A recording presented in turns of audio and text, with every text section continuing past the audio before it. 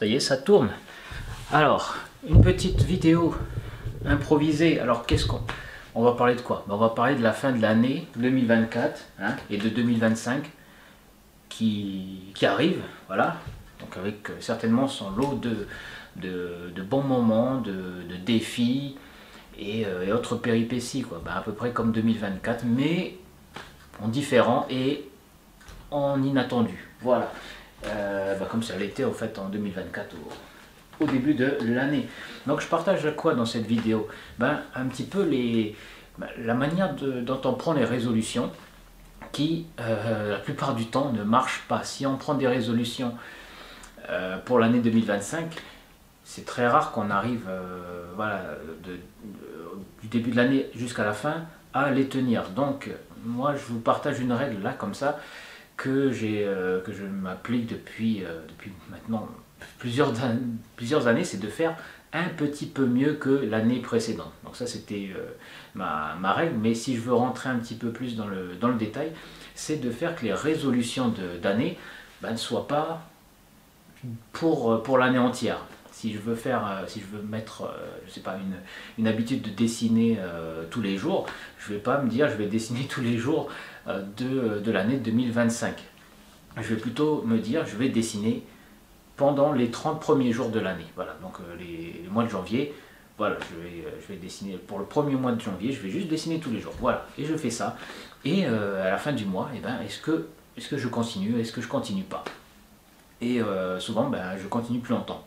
Peut-être pas forcément jusqu'à la fin de l'année, mais en tout cas, il y a beaucoup moins de pression comme ça, et on a plus de chances de tenir la résolution. Et on peut faire ça avec plusieurs habitudes. Par exemple, on peut se dire, oui, je mets mon doigt sur le nez comme ça quand je réfléchis. Le premier mois, je vais m'appliquer à lire un livre par semaine, par exemple. Le deuxième mois, je vais faire un dessin par jour, un petit croquis par jour. Le troisième mois, je vais me remettre à marcher.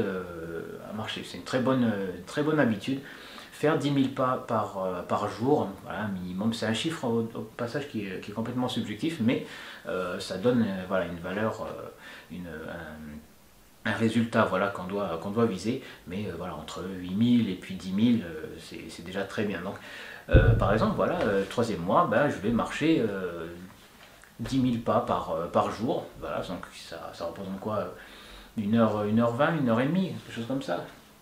Voilà, ça peut être 3 fois par jour, 30 minutes.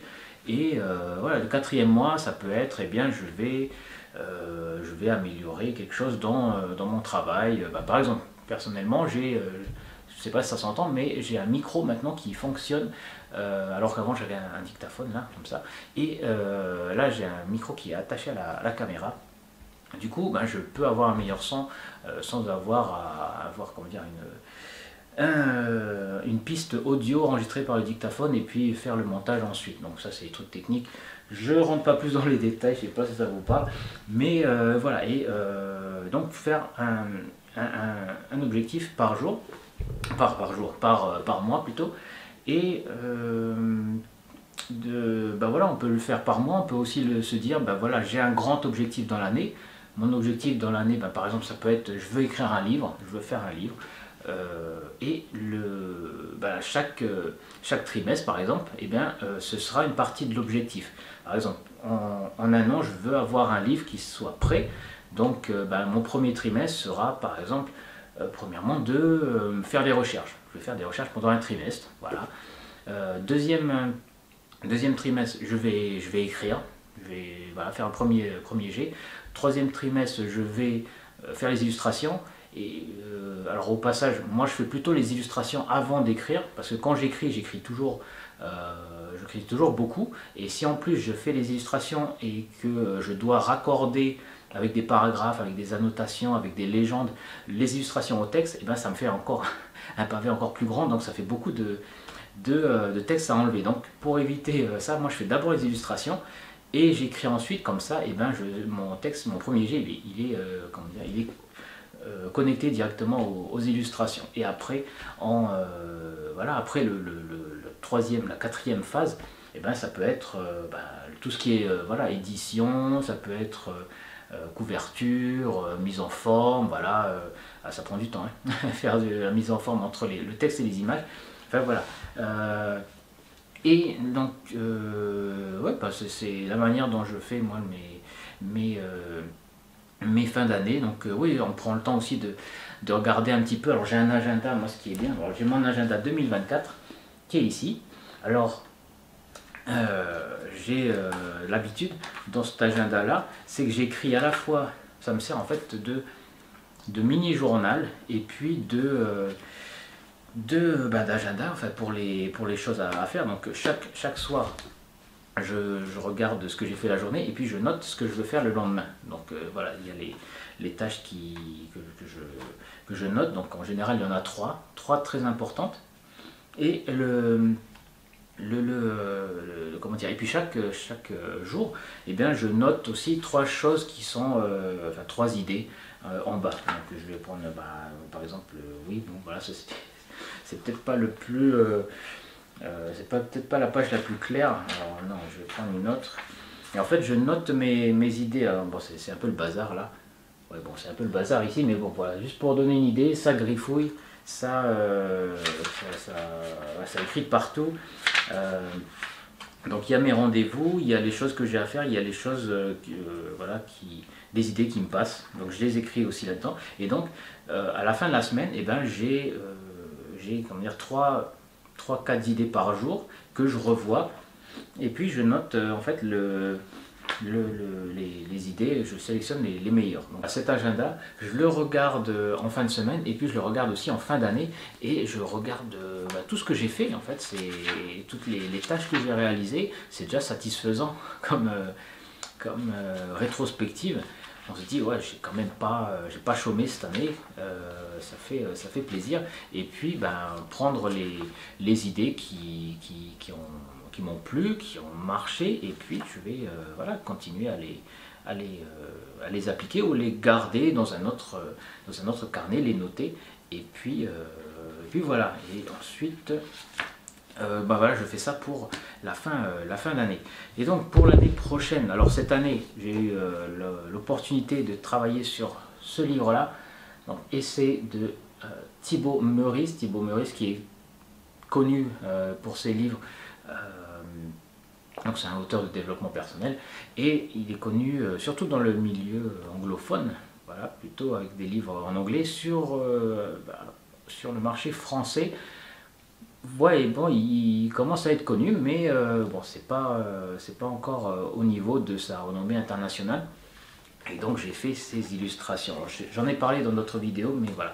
Par exemple, hop, ces petites illustrations là que j'ai réalisées pour lui et je les ai réalisées durant cet été. Voilà, c'est un projet qui s'est mis en place cet été. Hop, il y avait celui-ci aussi. Quels sont mes objectifs, quelles sont mes résolutions à moi personnellement, juste pour vous donner une idée un petit peu de ce que j'ai prévu. J'ai fait une petite liste, voilà, de choses que je voulais réaliser. Eh bien, oui, bon, lire chaque matin, ah ça c'est super, donc je vais commencer un truc. Hop. En même temps, je parle des bouquins qui m'ont plu cette année. Donc ça, c'est un livre que j'ai acheté il y a pile un an en fait. C'était à la période de décembre, et donc c'est le stoïque, le daily stoïque, donc le stoïque quotidien, le stoïque journalier. Voilà. Et en fait, c'est quoi ce livre? Pourquoi je l'aime bien?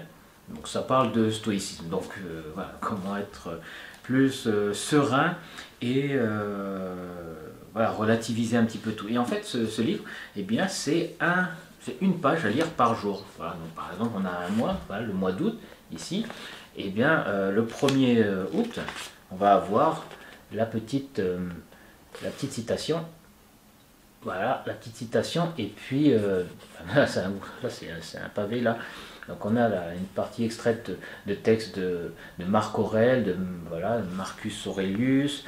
Ça peut être Épictète, par exemple. Donc, plusieurs philosophes. Et l'auteur, eh ben, il analyse un petit peu et puis il donne son point de vue sur la citation. Il la rend plus, comment dire, voilà, plus concrète. Donc il parle comment l'utiliser au quotidien, puis qu'est-ce qu'il faut en retirer en fait, pourquoi c'est de la sagesse, voilà tout simplement. Et ce que j'aime bien, c'est qu'en une page lue par jour, ben voilà, il y a 365, ah non il y en a plus. Ouais, bah oui, forcément il y a les titres des chapitres et tout qui font plus de pages, mais voilà, en lisant juste une page par jour de ce bouquin, et ben on arrive à la fin de l'année, ben on a lu un bouquin. Donc une page, ça prend quoi? Ça prend même pas 5 minutes à lire, enfin, c'est rien. Moi je lis ça avec le café, euh, et voilà, donc petit à petit, ben, on a lu un livre. Donc pour les gens qui n'arrivent pas à lire, eh bien en une page par jour, puis ça c'est ma philosophie aussi, faire un petit truc par jour dans le domaine artistique, littéraire, voilà, ben, la lecture, un petit peu de sport par jour, ben, marcher par exemple, tout ça, eh bien, même si ça a l'air de rien au quotidien, eh bien à la fin de l'année, eh bien, on a quelque chose de concret, quoi. On a lu ça, voilà, on a lu tout ça, et c'est pas rien, quoi. Il y a des gens qui lisent même pas de livres du tout durant l'année. Un autre livre, parlant de ça, que je voulais mettre en place, c'est celui-ci. C'est toutes mes résolutions quoi, que je vais vous montrer là. La voix de l'artiste, donc vous connaissez peut-être, qui est de Julia Cameron. Julia Cameron. C'est un livre qui est sorti, alors je croyais qu'il était récent, mais en fait il est sorti dans les années 80-90, et ça parle ben voilà, de créativité et comment avoir des habitudes pour les artistes. Peut-être que j'en ferai une revue, enfin une vidéo chronique ou je sais pas quoi pour en parler. Bon là j'ai juste lu la première partie, et en fait c'est divisé en semaines. Donc chaque semaine, il y a 12 semaines dans le programme, et on a des missions, voilà, des habitudes pour être créatif, et puis pour pousser son art, que ce soit la peinture, sculpture, dessin, je sais pas, musique, ça peut être même l'écriture, ben, bref, c'est pour les artistes en général. La première semaine, c'est l'habitude d'écrire un petit peu chaque jour. Donc il y a en plus, voilà, lire, écrire le matin, et puis créer. C'est assez simple pour la première semaine, mais pour la suite, eh bien, on va voir ce que ça va donner. Mais je vous en parlerai peut-être plus tard si ça vous intéresse. Pour ma vie d'artiste, c'est de continuer cette habitude de lire le Daily Stoic, la voix de l'artiste, de mettre ça en place. Donc, ça, ce serait la deuxième habitude. Faire un peu de marche, continuer le sport. Mais moi, le sport, j'en fais déjà 3 fois par semaine. Continuer de faire ça. Et puis continuer à créer des choses. Voilà, que ce soit en dessin, que ce soit au niveau des livres aussi. J'aimerais bien créer plus de livres. Et une dernière chose que je voudrais pour 2025, c'est plus de crêpes. D'ailleurs, je vais m'en faire parce que j'ai faim. Voilà. Et si votre résolution de l'année, c'est de faire de meilleurs portraits au graphite, eh bien, j'ai une playlist qui va vous aider. Certainement, elle va vous aider à apprendre à réaliser des portraits qui soient ressemblants, réalistes, avec des bonnes proportions. Et cette playlist, elle se trouve juste ici.